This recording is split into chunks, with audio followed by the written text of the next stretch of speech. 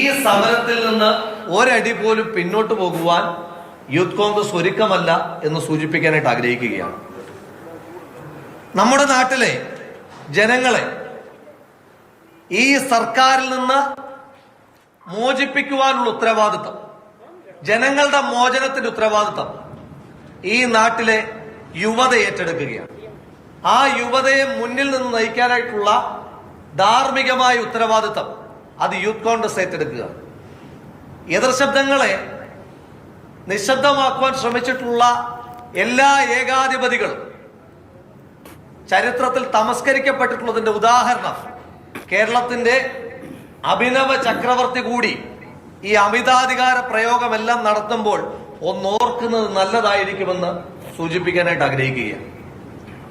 ഇപ്പോ സർക്കാർ പറയുന്ന വാക്ക് കേട്ട് സർക്കാരിന്റെയും മുഖ്യമന്ത്രിയുടെയും പാർട്ടിയുടെയും ഗുഡ് എൻട്രിക്ക് വേണ്ടി അമിതമായി ഷോ നടത്തുന്ന പോലീസ് ഉദ്യോഗസ്ഥന്മാരോട് സൂചിപ്പിക്കാനായിട്ടുള്ളത്, അടുത്ത മാസം തൊട്ട് നിങ്ങൾ ഉപയോഗിക്കുന്ന വാഹനങ്ങളുടെ ഡീസൽ നൽകില്ല എന്ന് പെട്രോൾ പമ്പ് ഉടമകൾ തീരുമാനിച്ചിരിക്കുകയാണ്.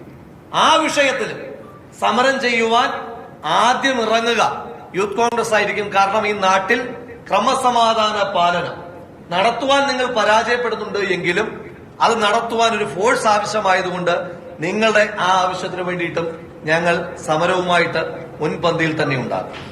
എന്തായാലും സർക്കാരിനെതിരായിട്ടുള്ള ജനങ്ങളുടെ മോചന സമരത്തിന്റെ തുടക്കമാണ് ഇത് എന്ന് സൂചിപ്പിക്കാനായിട്ട് ആഗ്രഹിക്കുകയാണ്.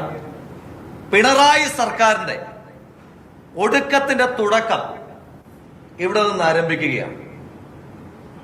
യുവജന പ്രസ്ഥാനങ്ങളെ അടിച്ചമർത്തി യുവജന പ്രസ്ഥാനത്തിന് നേതൃത്വം കൊടുക്കുന്ന ആളുകളെ ഇരുമ്പഴിക്കുള്ളിലാക്കിയ ബംഗാളിലെ കമ്മ്യൂണിസ്റ്റ് സർക്കാരിന്റെ റഫറൻസ് സമരത്തിൽ നിന്ന് ഒരു ഇഞ്ച് പോലും പിന്നോട്ടില്ല എന്ന് വ്യക്തമാക്കിയാണ് രാഹുൽ മാങ്കൂട്ടത്തിൽ. നമുക്ക്